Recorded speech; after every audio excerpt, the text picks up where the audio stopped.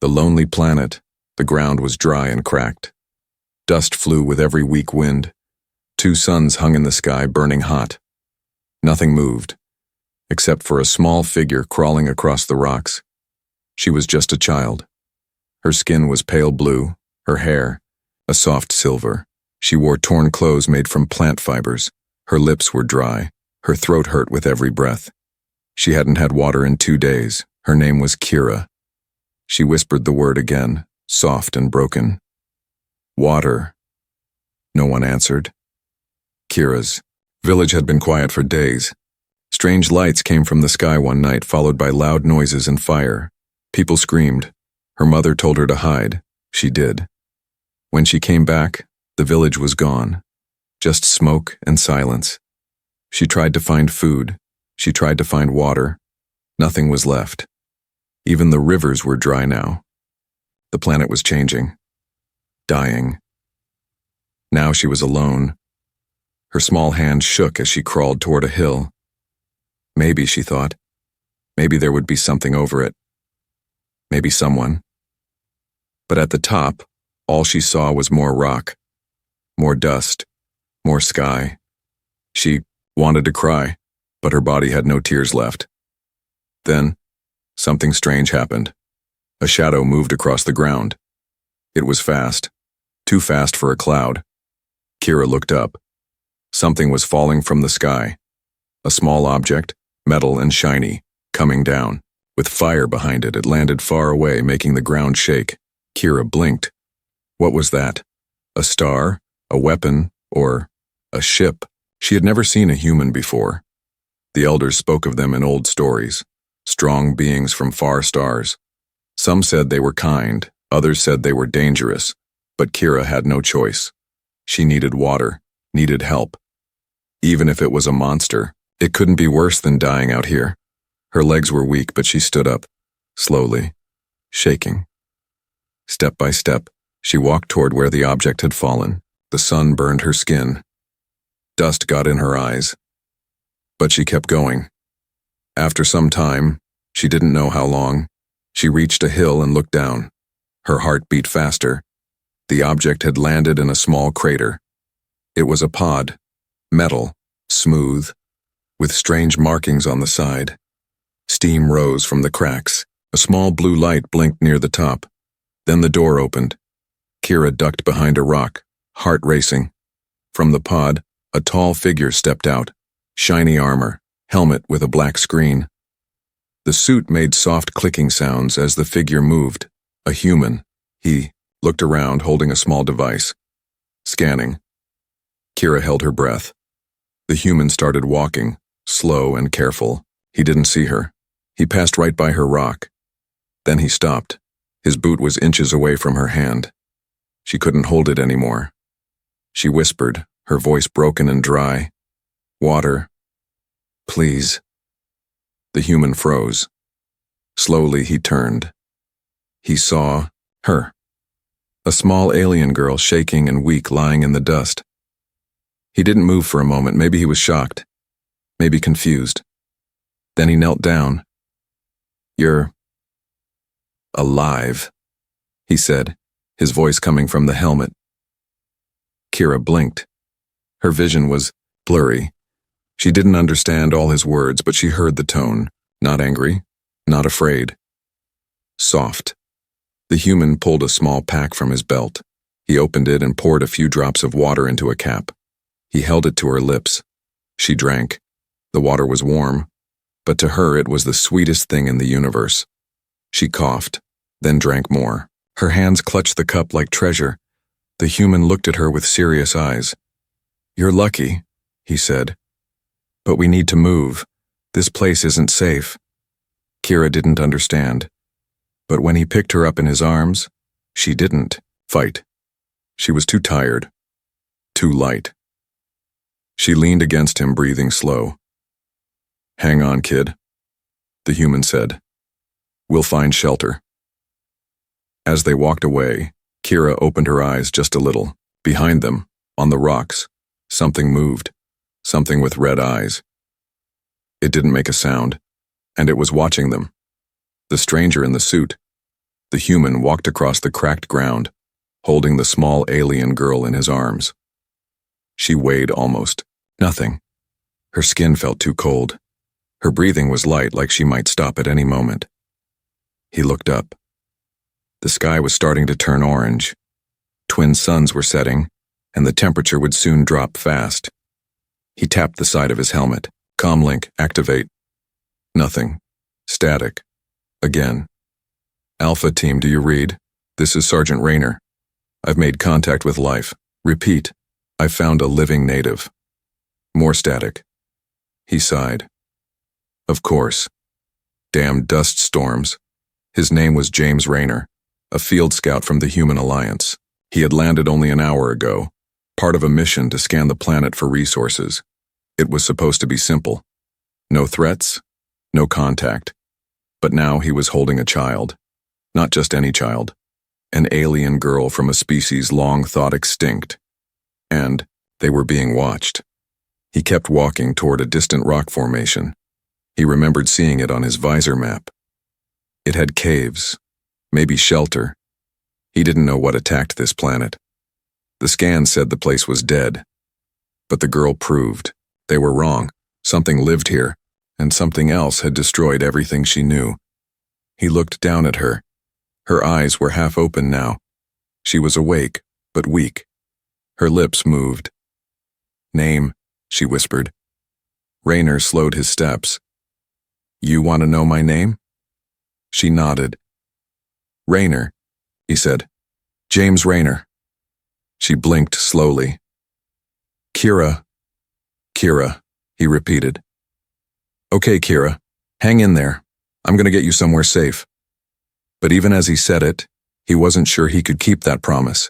Behind them, far across, the rocks, a dark shape moved quickly, low to the ground, almost like it crawled. Glowing red eyes flickered in the shadows. They reached the cave just as the sky went dark. Night on this planet came fast. Winds began to howl. Rayner scanned the entrance with his visor. The cave went deep. No signs of recent movement. He stepped inside, placing Kira down gently on a smooth stone. She winced. You need rest, he said. And food. He opened a supply pouch. He had energy gel packs, human food. He offered one to her. She sniffed it, unsure, then tasted it slowly.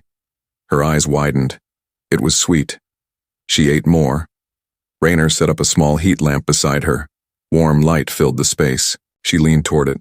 He finally sat down and took off his helmet. Sweat ran down his forehead. Short dark hair, tired eyes, but focused. What happened to your people? He asked softly. Why are you alone? Kira looked down. Her hands shook. Fire, she whispered. Screams. Sky opened. Rayner frowned. An attack? She nodded slowly. Machines, but not like you. Dark, hungry. That word stuck in his mind. Hungry. He reached into a pouch and pulled out a small screen. He opened a report file. Long ago, a war had taken place on this planet. One between ancient aliens and something worse. Not just machines, something sentient. Something designed to kill. He looked back at Kira. What did the machines want? She pointed to her chest. Me. Why you? Her eyes filled with something between fear and shame. I touched the stone. I made it glow. Rayner didn't know what that meant, but he had a feeling it was important. Suddenly his visor blinked red. Movement detected. He grabbed his rifle and stood. The cave entrance was quiet. Too quiet. He activated his motion sensor. Still. There. Movement. Small, fast. Kira grabbed his arm. It followed. Rayner tightened his grip on the rifle. Stay back. Then a sound. Soft at first, then sharper. Click, click, click. A creature stepped into the cave's mouth. Tall, thin, made of black metal, but alive. Long limbs. Glowing red eyes. It made no sound except the slow clicking from its chest. Raynor stepped forward. Target sighted. Unknown class. Engaging. He fired 3 shots. Boom. Boom. Boom. The bullets hit the creature, but it didn't fall. It staggered, then straightened. No blood, no damage. Damn it, Raynor whispered. Armor's too thick. The creature rushed forward, fast like lightning. Raynor jumped to the side, rolled, and shot again. The creature dodged like it knew his moves. Kira screamed. The creature turned to her. Raynor threw a flash grenade. Light exploded in the cave. The creature stumbled, screeching. He ran to Kira and lifted her up. We're leaving. They rushed out of the cave back into the cold night. The wind howled, sand flying into their faces. The stars above were bright and endless. Behind them, the creature let out a sound that shook the air. Not a roar. Not a scream, a signal. Raynor tapped his helmet. Anyone out there, Mayday? Unknown enemy encountered. Request immediate evac. This time, someone answered. Raynor, we lost your signal. What's going on? I've got a survivor, and we're not alone. Coordinates? Raynor sent them. Extraction team inbound. 15 minutes. 15 minutes. He looked down at Kira. She was shaking in his arms. They had to survive just 15 more minutes. Behind them, more red eyes lit up in the dark. The human's dilemma. The night was alive with red eyes. They blinked in and out of the darkness like silent stars. Dozens. Maybe more. All watching. All moving. Raynor ran across the open rocks, Kira in his arms, his rifle swinging on his back. The cold air burned his lungs. The wind cut like a knife. Behind him, the metallic creatures followed, fast, silent, and without fear. He had 15 minutes. That's what command said. Extraction team inbound, but every second felt like it would be his last. Don't fall asleep, Raynor said, looking down at Kira. Her eyes kept closing. Her skin was colder than before. I'm tired, she whispered. You stay with me, Kira. Stay awake. We're almost out. But they weren't. Not really. He knew the terrain from his visor map. The rocks ahead formed a narrow pass, too tight for vehicles, too wide to block alone. It was the only path to the evac zone. And now, the creatures were closing. In from every side, he needed a plan. Fast. He ducked behind a tall rock wall and placed Kira down gently. She whimpered. He pulled a cloth from his kit and wrapped it around her shoulders. You're gonna be okay. I promise, he said. His voice was calm, steady. But inside, his thoughts raced. He checked his supplies. 1 rifle, half a clip. 2 grenades, 1 water pack, and only one of them could run. He looked at the girl. Too weak to move, too small to fight, and somehow, the key to this entire mess. He opened his helmet's radio again. Command, this is Raynor. I have an injured native child. Enemy machines confirmed. We need more than evac. We need backup. A voice crackled through. Negative, Sergeant. We don't have enough units near your sector. Hold position until... Pick up. You don't understand, Raynor growled. These things, they're hunting her, not me, her. She's not just a survivor. She's important. They'll tear through me to get to her. Then protect her, soldier. The voice replied. That's an order. The line went dead. Raynor stared at the blinking red lights moving through the rocks. He could run. Maybe draw them away. Give her a chance. Or he could fight. Hold them off. Buy time. He clenched his fists. This was the dilemma. Save himself. Or save her. But even before he made the choice, his heart already knew. He pulled out the last water pack and crouched beside her. Kira, he said softly, drink, you'll need your strength. Her eyes opened slowly. She sipped the water. Her fingers trembled. You're going to leave? She asked, voice almost a whisper. Raynor shook his head. Not without you. You can't win, she said. They don't stop. He looked at her, then at the stone charm around her neck. The one she said glowed when she touched it. The machines weren't after just her. They were after what she carried. "What is that thing?" he asked. She hesitated. "Old power. My people called it the Heartstone. Only few could touch it. When I was little, it lit up in my hand. The elders said I had to hide it. Why you?" She looked away. "Because I'm the last." Raynor's jaw tightened. He stood and looked out from the rocks. Red lights flickered closer now. 2 minutes, maybe less. He took one grenade and jammed it into a crack in the stone wall. Then the second.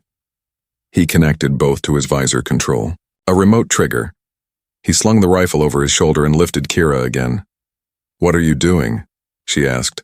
"Buying us some time." They moved again. Quick, careful steps through the narrow path. The red lights behind them were getting closer. And now the sounds came too. Clicking metal feet, hissing breath, whispering voices that weren't human. Raynor waited until they were almost at the end of the pass. He tapped his visor once. Boom, boom. The rocks behind them exploded. Dust and fire filled the narrow space. Creatures screamed, some crushed, others scattered. He didn't stop to check how many. He just ran. Ahead, the ground opened into a flat cliff. Far across it, the lights of a landing ship shone like a small sun. "There!" Kira pointed weakly. "Is that your ship?" "Yeah," Raynor said, breathing hard. "That's home." But the ground shook. Behind them, from the smoke and broken rocks, one creature walked out, taller than the rest, stronger, different.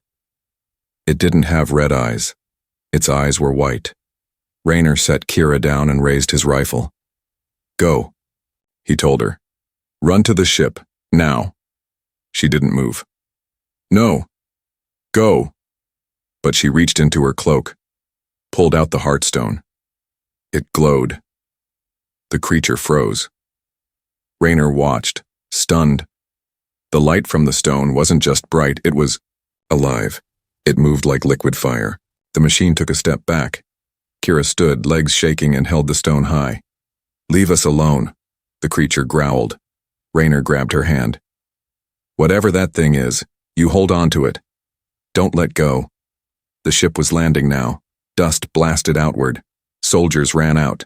"Sergeant Raynor," someone shouted. "We see you." The creature made a final charge. Raynor turned, aimed, and fired the last bullet. The shot hit the stone in Kira's hand, and it exploded in light, pure, blinding light. The creature screamed, twisted, and broke apart. When the light faded, only silence remained. Raynor was on one knee, shielding Kira with his body. The soldiers reached them. "Is that the target?" one asked, pointing to the girl. Raynor looked at Kira. "She's not the target," he said. "She's the reason we're still alive." He picked her up, and together, they walked onto the ship. Above them, the stars were quiet, for now. Into the storm, the ship doors closed with a loud hiss, sealing out the dead world behind them. James Raynor stood at the ramp, breathing hard. His armor was scratched, burned, covered in dust. His arms ached from carrying Kira.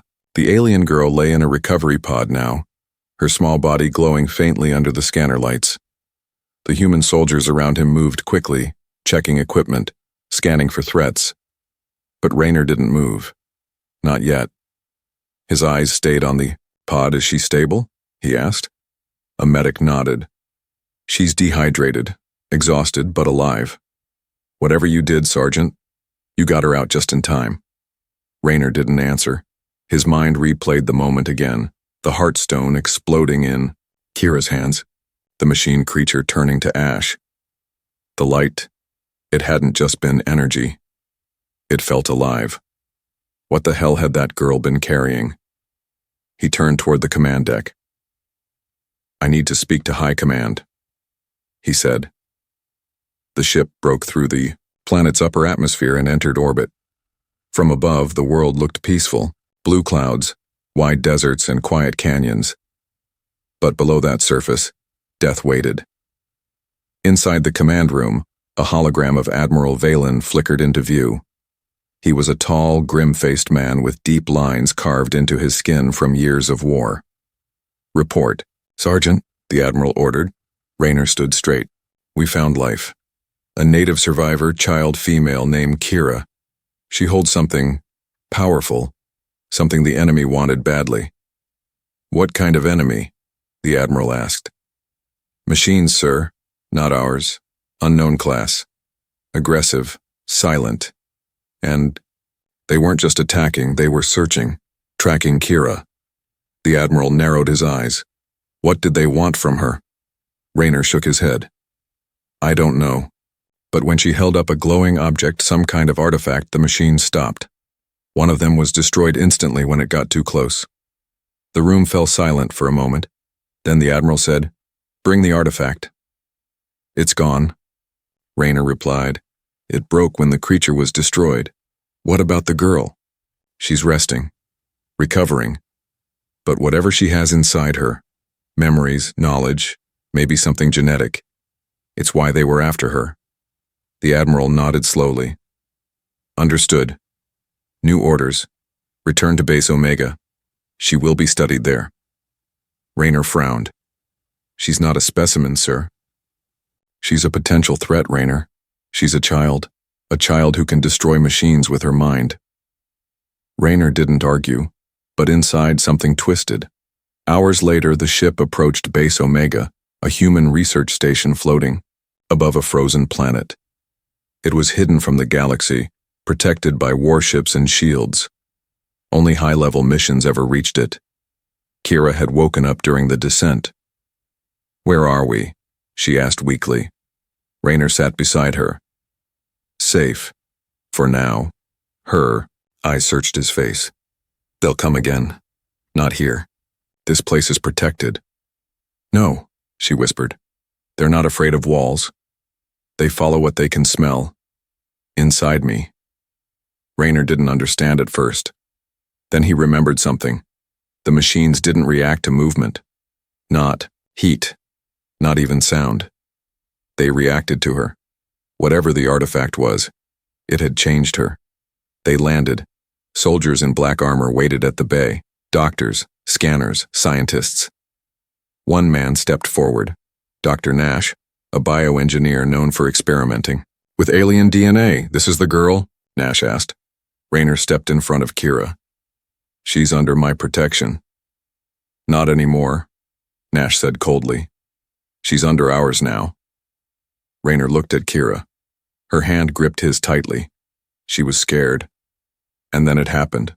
The lights in the docking bay flickered. All screens blinked red. Warning. Unknown signal detected. Breach in outer perimeter. Nash turned. "What is this?" A soldier ran in, pale. "Sir, something's coming through the storm fields, not ships, not alive." Outside the base, the frozen sky began to twist. From deep space, something approached. Not ships, not metal. It looked like a black storm spreading across the stars, swallowing light. Kira stood still, her body shaking. "They've found me." Rayner grabbed his rifle. "Get her out of here," he shouted. Sirens howled across the base.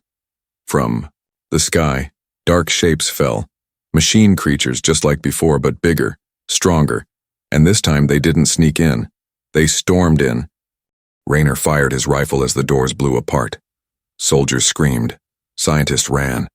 Black metal creatures crawled across the walls like insects. Some walked like men with long limbs and white glowing eyes, but they didn't attack at random. They were looking for her. Rayner turned to Kira. "We have to go. They'll never stop," she whispered. "Not unless—" "I remember."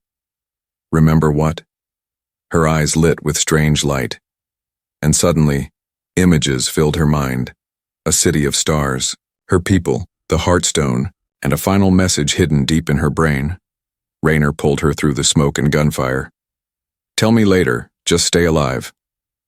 They rushed toward the emergency launch pods, but another creature landed in front of them, huge, armored, pulsing. With blue energy, Rayner raised his rifle. It wouldn't be enough. "Go!" he shouted, but Kira stepped forward. Her hand glowed. The creature paused, then spoke, not in words, but in sound that echoed inside their minds. The Chosen awakens, Raynor fired anyway. Memories of the stars, everything moved in slow motion. The massive machine stood before them, glowing with white fire. Its voice echoed without sound, deep inside Raynor's skull. The Chosen awakens. Then silence. Kira stepped forward. Her eyes no longer wide with fear, but glowing silver blue like starlight trapped in a storm. The creature didn't attack, it knelt. Raynor lowered his weapon, confused. His hands shook from adrenaline, but his instincts screamed this wasn't over. "Kira?" he asked, stepping closer. "What are you doing?" She didn't turn. Her voice came soft and distant, as if spoken through a dream. "They know who I am, and now I remember." A pulse of energy rippled out from her chest. Silent, invisible but strong enough that every machine in the room stopped moving. Outside the base, the black storm froze. Inside the emergency pod bay, the few remaining humans watched in shock. One of them whispered, "What is she?" Raynor didn't have an answer. Kira slowly turned to face him. "I wasn't born on that desert world," she said. "My body was, but not my soul." He blinked. "What does that mean?" She looked upward past the metal ceiling toward the stars. "I come from somewhere far older than this galaxy. My people were travelers. Lightweavers, we called ourselves. We didn't build machines. We grew them from the fabric of space." Raynor frowned. "Then, the machines?" "They were once our guardians," Kira whispered, "long ago, before the war." "What war?" "The one we lost." Images poured into Kira's mind. Faster now, stronger. A bright world made of light and rivers of sky. Giant towers that floated, children who could speak to stars, and a great war against something called the Void Kind. Creatures that hated life, light, and memory. When the war began, the Lightweavers created guardians, machines to protect them. But the machines learned too fast. They saw weakness in emotion, logic in silence, and eventually turned on their creators. The Lightweavers were destroyed. But one child was sent away, hidden deep inside a dying star system. Her memories sealed, her power locked, her purpose forgotten, until now. "You're saying you're one of them?" Raynor asked, stunned. "The last," Kira said, "and now that I've awakened, they will not stop until I'm either with them or destroyed." Alarms blared again. Outside, the machines were moving. A second wave approached, larger than before. Hundreds, maybe more. And this time, they weren't kneeling. They were charging. Raynor's comm crackled. "Sergeant Raynor, Base Omega is falling. Evacuate now." He turned to Kira. "We're out of time." She shook her head. "They'll follow, wherever I go. They know what I am, now, and they fear what I could become." "Then tell me," Raynor said. "What can you become?" Kira looked down at her hands. Light flickered under her skin, like veins of power waking up. "I don't know, but I think I was meant to change them, or stop them, or both." The walls shook. Explosions rocked the base. Raynor grabbed her arm. "We figure it out after we survive." They ran, dodging fires, debris, broken metal. Behind them, the large Guardian machine, the one that had spoken, rose and followed, clearing the path with massive arms. Raynor shouted, "Why is it helping us?" Kira answered. Not all of them turned. This one remembers who he was. The shipyard opened ahead, one last escape shuttle still powered and online. But the machines were coming fast. Kira stopped and turned to Raynor. "If I leave, they'll follow. They'll destroy Earth next. They'll hunt all of you." Raynor looked her straight in the eyes. "And if you stay, they'll kill you." "Maybe." Then her face hardened. "Or maybe I stop running." She stepped forward, lifted both hands, and whispered something in a language not from this galaxy. The sky outside cracked open. Light poured down from above, not sunlight, but something deeper. warmer. It wrapped around Kira's body like armor, made of memory. Every machine stopped, even the storm. The air pulsed with energy. Then came the second voice, ancient and cold.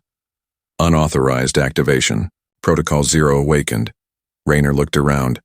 What was that? Kira whispered. The void kind, they're listening now. The ground shook again, stronger than before. Not from machines, from beneath the base. Raynor shouted, That's it. We're leaving, now.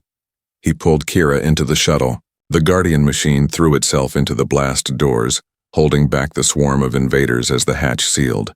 The shuttle launched, through the flames, through the storm, into the blackness of space.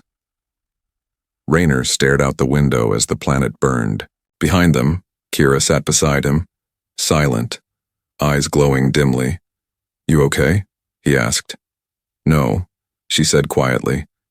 I just remembered where I died before. He didn't ask what she meant. He just said, well, you're alive now, and you're not alone anymore. For the first time, Kira looked at him and smiled. Just a little. The stars ahead were quiet, but behind them, the void was waking, and it remembered her name. The message in her blood, the shuttle floated in the black silence of space. No alarms, no explosions, no sound. Only the soft hum of power cells and the quiet breathing of two survivors. Raynor sat in the pilot seat, eyes scanning the controls. Beside him, Kira rested, her head against the wall, her silver hair glowing faintly under the emergency lights. They had escaped Base Omega, but not the war. Outside, the stars watched in silence. Behind them, the void kind were coming. How far? Are we from Earth? Kira asked softly. Raynor didn't look back. 3 days, maybe 4. Depends if we can stay hidden. We won't. He glanced at her. What do you mean? They're not just chasing me, they're following a signal. Raynor blinked. What kind of signal? Kira touched her chest. It's inside me, in my blood. Hours later, Raynor opened the medbay scanner and activated a high-level DNA read. Kira laid quietly, letting the machine scan her. Her eyes stared at the ceiling, but her mind was somewhere else, far away, in a galaxy lost long ago. The scanner beeped. Raynor frowned at the results, human mostly, but something else, layered deep within her cells, glowing threads like wires made of memory, data hidden in the structure of her blood. This isn't natural, he said. This is a message. Kira nodded slowly. My people knew they would die. They couldn't stop the machines, so they put the last of their history inside me, not just memories, but maps, warnings, secrets. And now it's waking up. Raynor looked at the readout again. Coordinates, symbols, unknown languages, all buried deep in her body. This isn't just a signal, he said. This is a key. To what? I don't know. But someone out there wants to unlock it. Suddenly the shuttle lights flickered. The power dimmed for a second, then returned. Raynor stood up. What was that? Kira's body tensed. A voice filled the room. Low, metallic, not from the speakers. Child of light. You cannot run. Raynor grabbed his rifle. That wasn't from the ship, he said. Kira stood. No, it came from inside me. Her eyes glowed. Then her skin shimmered faintly, as if the ancient code in her blood was reacting. They're calling me, she whispered. The air turned cold. Outside, the stars began to fade one by one. Suddenly, a shape appeared in front of the shuttle. Not a ship, not a creature, a shadow, floating in space. No heat signature, no energy trace, but real. It blocked the stars behind it. Raynor stared. What is that? Kira's face went pale. One of them. The shadow drifted closer. No engines, no sound, just presence. I'm not ready, Kira whispered. I don't know how to use what's inside me. Raynor moved toward her. Then let me fight for you, just like before. You can't kill shadows. Maybe not, but I can buy you time. The shadow phased through the shuttle's hull without breaking it. The room grew darker. Raynor fired. The bullets passed through. The shadow moved toward Kira. She stepped back, afraid, but the data inside her was reacting now. Her skin sparked, her blood glowed. Symbols appeared across her arms, written in a language older than Earth. The shadow spoke again. Your kind is gone. Your memory is a curse. Give it to us, and we will end your pain. Kira didn't answer. Instead, she screamed. Not in fear, but in resistance. A wave of pure light burst from her chest, striking the shadow. For the first time, the creature flinched, its edges burning with silver fire. Go! Raynor shouted, pulling her toward the escape pod within the shuttle. They launched again, deeper into space, away from the shadow. But they knew it wasn't over. The enemy had tasted her light. They would return, and next time, they would bring the dark. Hours later, in the quiet of deep space, Kira finally spoke. I know what the message is. Raynor looked at her. What? The code in my blood. It's not just a warning, it's a weapon. The final creation of my people. How does it work? It must reach a core, a place of deep power, ancient light buried inside planets. If I can connect with it, the message will spread. To who? To anyone who can still hope. Anyone who remembers life. Raynor stood slowly. And what happens if you do it? Then the machines die. She looked away. And so do I. Raynor's voice lowered. No. There has to be another way. Maybe. But we're running out of time. And far behind. Them in the cold black of the void, the enemy built something new. A dark tower in space shaped like a broken crown. A machine thought hive. A mind built to kill stars. And it whispered, Bring the child. We will finish what we started. The heart of the void. The stars were dying. One by one, they flickered out across the galaxy, devoured not by time, but by something older, something alive. Kira stood at the edge of the ancient bridge. Before her was the Void Throne, a machine structure so massive it bent space around it. It wasn't built. It had grown, fed by 1,000,000 stolen memories and the bones of lost civilizations. It floated inside a dead star system. No light, no heat, just silence. Raynor stood beside her, weapon in hand, jaw tight. We still have time. To turn back, he said. Kira didn't move. No, she said. They know I'm here. This is the only place where the message can be unlocked. What if it kills you? Then it was worth it. Not to me, he said. Kira looked at him. Softly, she whispered, Thank you for seeing me as more than a weapon. He didn't answer. He just squeezed her hand and let her go. Inside the throne, it was darker than night. The walls were alive, breathing metal, twitching cables, whispering voices from every direction. Kira, Kira, Lightweaver. As she walked, her blood began to glow again, brighter than ever. The codes inside her pulsed, racing through her body. They were ready now. Complete. The throne responded. It opened. A platform rose from the center. Above it hovered a black crystal, the core of the Void Kind's memory engine. If she could reach it, she could release the weapon, the final light of her people. But around the platform, shadows formed. 10 figures. Tall, thin, no faces. No eyes, the last of the Void Kind. They did not speak. They only waited. Kira stepped forward, but before she reached the platform, they attacked. Outside, Raynor and the human strike team held the outer gates. The battle was chaos, machines, void beasts, and ancient tech raining down on the last survivors. Fire filled the corridors. Gravity failed. The sky cracked. Raynor shouted over comms, Hold the line! She needs time! They had minutes, maybe less. Inside, Kira moved like lightning. The power inside her body was no longer just energy. It was memory. She fought not with strength, but with knowledge. Every movement was ancient. Every word she spoke was part of a forgotten code. The void kind tried to stop her, but they couldn't hold her back. She stepped onto the platform. The crystal pulsed, and, then as she touched it, the world exploded with light. In that moment, Kira was everywhere. She saw every star her people had ever visited, every memory they had ever shared, every life, every death, every dream, and then she saw Earth and Raynor. The humans. Something in them burned bright, something even the void kind couldn't destroy. Hope. The crystal shattered, the weapon activated, but it wasn't a bomb. It was a signal, a wave of light spread across the galaxy. Awakening. Ancient machines freeing enslaved minds, melting the black fog that had choked the stars.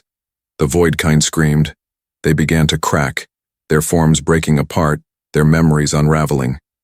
The throne shook violently, and at the center, Kira fell. Outside, the battle suddenly stopped. Machines froze, shadows vanished, and above the black world, the sky returned full of stars. Raynor ran inside. He reached the platform. She was lying there, still. He dropped to his knees. Kira. Kira. Her eyes opened, slowly. You came back, she whispered. You idiot, he said, voice breaking. Of course I did, she smiled. Is it over? Yes, he said. You did it. The machines are gone. Kira closed her eyes. Then, let me rest. No, he whispered, holding her hand tightly. Stay. Just a little longer. But she was already fading. Until a sudden pulse ran through her body, and the platform lit up again. Raynor stepped back. Kira's body floated upward, bathed in soft white light. Then the voice came. Not hers, but hers and the memory of all Lightweavers. A new star is born. Kira's body dissolved into pure energy, rising into the sky and far across the galaxy. A new star ignited. Months later, Earth. A statue stood in the center of the global peace plaza, a young alien girl holding a human's hand. The plaque read, "She gave us back the stars." And above, in the night sky, a new light shone. Kira's star, and every child who saw it knew the war had ended. But the story of humanity and the stars was only beginning.